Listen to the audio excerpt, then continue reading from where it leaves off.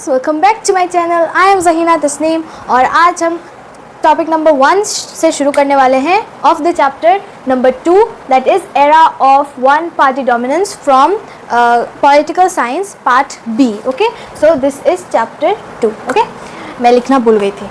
Okay, so now let's start with the very first topic, that is challenge of building democracy. Difficult circumstances of independence 1947. So जो 1947 में हमें independence मिला तो उस समय difficult circumstances क्या क्या थे? पहला था partition, communal riots, refugee crisis. ठीक है, ये बहुत इंटेंस सिचुएशन था तब, और उस समय के जो सर्कमस्टेंसेस थे हम उसके बारे में बात कर रहे हैं। और आपको पता है कि पार्टीशन हुआ था, बहुत सारा कम्युनल राइट्स हुआ था और रेफ्यूजी क्राइसिस हुआ था। Okay, so now next is integration of princely state. दूसरा क्या चैलेंज था, सर्कमस्टेंसेस था। ये एक चैलेंज भी है प्रिंसली स्टेट्स को इंटीग्रेट करना, जो कि हमने फर्स्ट चैप्टर में पढ़ा है।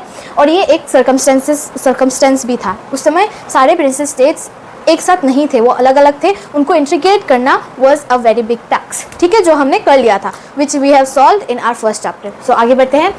पॉवर्टी, इलिटरेसी, इनइक्वालिटीज़, ये तो हमारे देश में बहुत ज़्यादा था, अभी भी है, but at that time it was at its peak. Okay, next last was fear.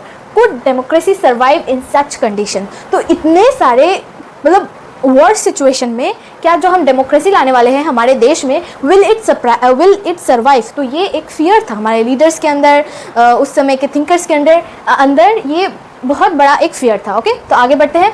Many newly independent Nations in Asia and Africa fail into military rule और वन पार्टी रूल और डिक्टेटरशिप। और फिर हमने आसपास के लोगों को देखा, एशिया और अफ्रीका के कंट्रीज़ को देखा, उन्होंने क्या किया, उन्होंने मिलिट्री रूल आया उनके कंट्री में, उसके बाद वन पार्टी रूल आया उनके कंट्री में और डिक्टेटरशिप आ गया उनके कंट्री में, because they did not take democracy. वो डर रहे थे डेमोक्रेसी को लेने से और उन्होंने सोचा कि पोस्टपोन कर देते, बाद में डेमोक्रेसी लाएंगे। बट एक बार आपने उसको पोस्टपोन कर दिया, फिर से वो नहीं आ सकता। So in many countries this happened कि उन्होंने पहले तो पोस्टपोन किया, उसके बाद वापस वो डेमोक्रेसी को अपने कंट्री पे नहीं ला पाए। Okay, so now next point is situation in India. तो हम अभी देखते हैं कि इंडिया पे सिचुएशन क्या था। Not very different but leaders choose the most difficult path. ठीक है, तो इंडिया का सिचुएशन क्या था, इधर के लोगों, इधर के जो कंट्रीज थे उन्होंने क्या किया, उनके लीडर्स ने इन सब चीज़ों को चूज़ किया। But what did India do? India choose democracy. ठीक है, इंडिया ने एक बोल्ड डिसीजन लिया। तो this was promised at the time of, जब वो लोग ब्रिटिशर्स के अगेंस्ट वो रिवॉल्ट कर रहे थे, तो उनके अंदर ये था कि हम डेमोक्रेसी रखेंगे, और इसी डेमोक्रेसी के बेस पे हमारा नेशनल मूवमेंट चला था। So now we need to bring into in force. Okay, पर ये सरप्राइजिंग क्यों है? Why surprising? क्योंकि freedom struggle itself based on democratic ideas. जो मैंने अभी बोला है, जो फ्रीडम स्ट्रगल्स था हमारे देश पे, वो किस पर बेस्ड था? डेमोक्रेटिक आइडियाज़ पर बेस्ड था। ठीक है, leaders believed politics.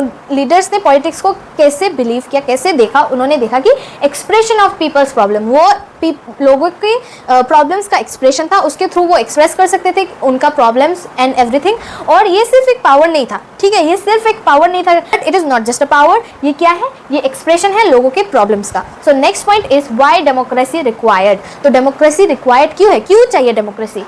Every society must decide how to govern, who will govern.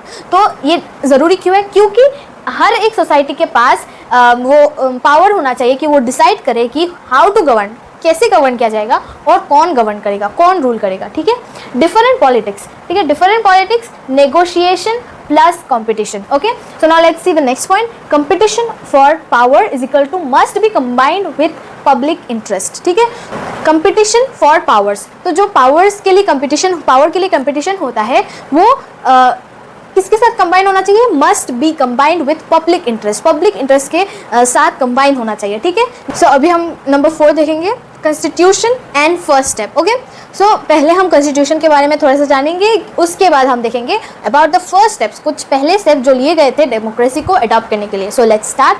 Constitution adopted, कब अडॉप्ट किया गया? 26 जनवरी 1950। Okay, India was being ruled by N interim government. तो ये आप याद रखना कि जो इंडिया है, इंडिया को जब तक कॉन्स्टिट्यूशन अडॉप्ट नहीं किया गया और इलेक्शन के थ्रू गवर्नमेंट नहीं बनाया गया, तब तक इंटरिम गवर्नमेंट ने ही रूल किया था इंडिया पे। ठीक है, गवर्न किया इंडिया को। Okay, so next point is constitution framework of rules for democracy. तो कॉन्स्टिट्यूशन क्या है?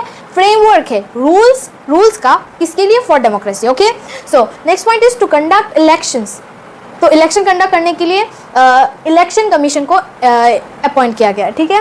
Election commission of India, ECI, election commission का शॉर्ट फॉर्म है ECI, और हम इसके बारे में पढ़ चुके हैं पहले, 11 में भी पढ़ा है। Okay, so set up in January 1950, और इसको कब सेटअप किया गया? 1950 में। Okay, first chief election commission कौन थे?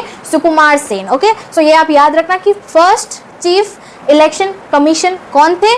सुकुमार सेन। ओके ओके, तो next point is country prepared for its first general election. तो जो हमारा देश था, इंडिया था, उसने अपने पहले जनरल इलेक्शन के लिए वो रेडी हुआ, वो प्रिपेयर हुआ। Okay, so let's see number 5, why it was a historic decision. ये एक हिस्टोरिक डिसीजन क्यों था? Okay, first time in world history democracy introduced on such a large scale in a poor illiterate country.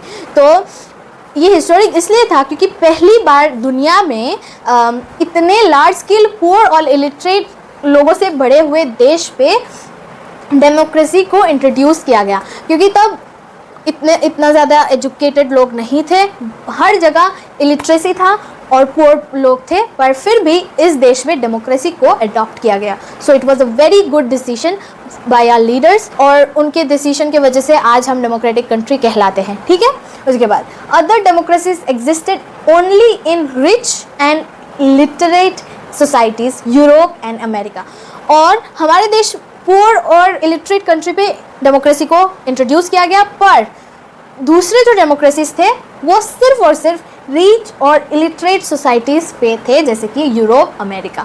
India experimented with universal adult franchise, 1 person 1 vote. Okay, so India जो था, जहाँ पे पूरे हर जगह women को अभी तक, दूसरे कंट्रीज में वुमेन को अभी तक वोटिंग राइट नहीं मिला, हमारे देश ने क्या किया? यूनिवर्सल एडल्ट फ्रेंचाइज के थ्रू इलेक्शन करवाया, जो कि था 1 पर्सन 1 वोट, और सबको वोटिंग राइट दिया।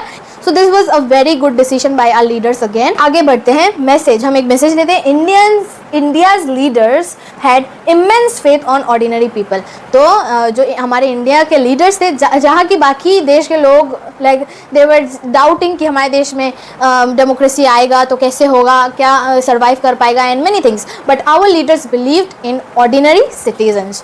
सो we are so thankful to our leaders कि उन्होंने इतने बोल्ड डिसीजन लिया, रिस्की डिसीजन लिया, जिसके वजह से आज हम डेमोक्रेटिक कंट्री कहलाते हैं। So it is a very good decision. तो अभी जल्दी से हम एक कंक्लूजन दे देते हैं, because we have come to the end of this topic. So unlike many other nations, India trusted in its citizens and India के जो लीडर्स थे, Indian leaders trusted in their citizens and they adopted democracy, और उनके इस bold decision की वजह से, risky decision की वजह से India gots its democratic identity. So with this we come to an end of this topic, और आई होप कि आपको समझ में आया हर एक चीज़, एंड मैं ऐसे ही कोशिश करती रहूँगी आप लोग को समझाने का। सो इस नेक्स्ट वीडियो में हम इस टॉपिक के बाद वाला सेकेंड टॉपिक करने वाले हैं of this chapter. So till then, signing off, thank you very much.